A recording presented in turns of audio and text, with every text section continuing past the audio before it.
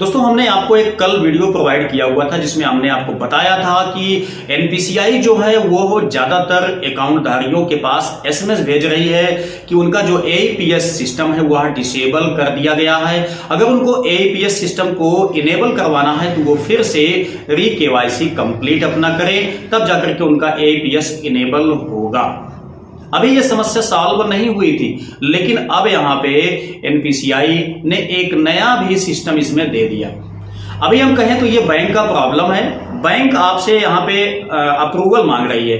Bank कह रही है देखिए अभी आप क्या है कि ज्यादातर यहाँ पे एईपीएस विड्रॉ हो गया, चाहे आपका मनी स्टेटमेंट हो गया, ठीक है, चाहे बैलेंस इंक्वायरी हो गया, सभी में से किसी ना किसी में एक विशेष टाइप का इशू आपको देखने को मिल जाता है जो कि इस टाइप का है। आप लोग देख सकते हैं यहाँ पे दोस्तों आपसे कहा जाता है कि bank approval required for partial amount. देख लीजिए समस्या आपके लिए खड़ी हो गई। मैंने आपको समझाया था कि किसी तरीके से आप लोग पार्शियल अमाउंट बिल्कुल भी मत विड्रॉ कीजिए, नहीं तो आप लोगों का जो एईपीएस आईडी है दोस्तों वही बंद हो जाएगा। एनपीसीआई की मदद से दोस्तों हम लोग जानते हैं कि आज बैंकिंग सेक्टर में एईपीएस संचालक काम करने लगे हैं, जिससे कि बैंकिंग को भी काफी ज्यादा लोड से बचना पड़ा है, यानी कि लोड बैंकिंग में कम हो गया है। दूसरी बात यह है कि एक टाइप के यहाँ पे समस्त व्यक्तियों को एक अच्छा सा स्वरोजगार मिल गया है, जिसमें कि वो कम से कम 1000 रुपए तो आसानी से अपना कमा सकते हैं एईपीएस का बिजनेस करके। लेकिन दोस्तों कहीं ना कहीं नियम का पालन ना करने की वजह से आप लोग निश्चित ही एक दिन इस आईडी को क्लोज करवा देंगे, इस एईपीएस सिस्टम को बैन करवा देंगे।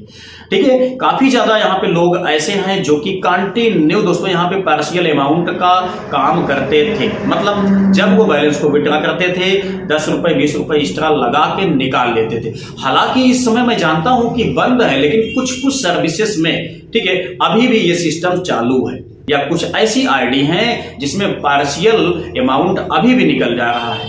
ठीक है, तो यहां पर काफी ज्यादा बैंक अलर्ट हो गई है।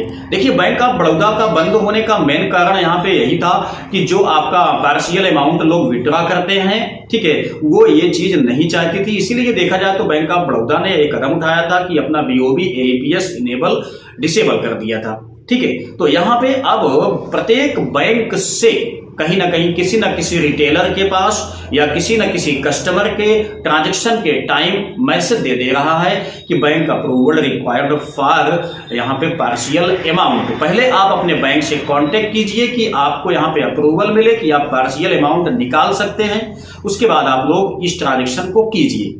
ठीक है, हालांकि ये आपका कोई लॉन्ग टाइम समस्या नहीं है, ये आपका एक हिसाब से देखा जाए तो शॉर्ट टाइम समस्या है। थोड़ा सा आपको वेट करना पड़ेगा 2-4 दिन के लिए, संभवतः ये आपका सही हो जाएगा। लेकिन हाँ, अगर किसी भी व्यक्ति में ये ट्रांजैक्शन में ये समस्या देखने को मिल जा रही है तो उस दिन उसका बैलेंस विड्रॉ नहीं हो पा रहा है। ठीक है, तो इसके लिए काफी ज्यादा आपको दिक्कत होनी शुरू हो गई है। अगर ऐसी सिचुएशन दोस्तों अगर आप रिटेलर हैं, आपके किसी कस्टमर के पास आ जाता है तो आप परेशान मत होइए। आप अपने उस कस्टमर को किसी बीसी के पास भेज दीजिए, वहां से वो बैलेंस को विड्रॉ कर लेगा, कोई दिक्कत नहीं होगी। ठीक है, क्योंकि ज्यादातर बीसी के पास इस टाइप की कोई समस्या, कोई इशू देखने को नहीं मिला है। यहाँ पे दोस्तों जो एईपीएस एजेंट हैं, मतलब जो रिटेलर हैं, जो प्राइवेट सेक्टर से जुड़े हुए हैं दोस्तों, इन्हीं को केवल इस समस्या का सामना करना पड़ रहा है। ठीक है, तो ऐसा बिल्कुल मत कीजिए कि पार्शियल अमाउंट मत निकालिए। आप लोग कोशिश कीजिए कि इसको बंद कर दीजिए। ठीक है, बिल्कुल ट्राई ही मत कीजिए, क्योंकि जब आप यहाँ पे ट्राई करेंगे ना तो भी दोस्तों वहां पे बेल आइकन बजेगा, उनको पता चल जाएगा कि आपने ट्राई किया हुआ। तो बिल्कुल भी पार्शियल अमाउंट आप लोग ट्राई मत कीजिए, क्योंकि सही तरीके से एईपीएस आपका काम करता रहे, आप लोगों को इसका फायदा मिलता रहे। तो आई होप कि ये इन्फॉर्मेशन आपके लिए काफी काम की लगी होगी।